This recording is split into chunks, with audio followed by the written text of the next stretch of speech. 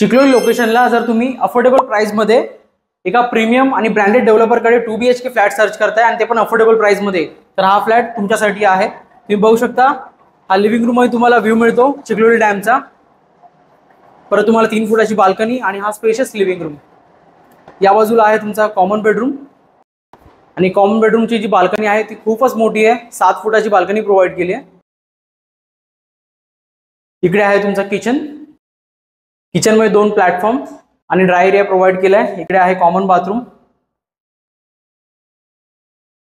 Master bedroom, master बेडरूमचा attach bathroom. हा spacious master bedroom आहे, इथे वॉर्डरोबसाठी स्पेस दिलेला आहे, प्लस इथे बाल्कनी। पूर्ण फ्लॅट मधून तुम्हाला चिखलोली डॅमचा व्ह्यू मिळतो आणि डीमार्टचा व्ह्यू मिळतो। इथे आपल्या बिल्डिंगच्या बाजूला चिखलोली स्टेशनचं काम चालू आहे।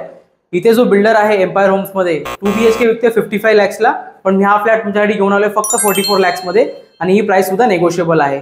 इथे तुम्हाला सगळ्या नॅशनलाइज बँक्स कडून 90 to 95% पर्यंत लोन सुद्धा अवेलेबल होईल। जर व्हिजिट करायचे तर आम्हाला नक्कीच कॉन्टॅक्ट करा आणि अशाच व्हिडिओसाठी प्रॉपर्टी मोनाशल नक्की फॉलो करा। थँक्यू।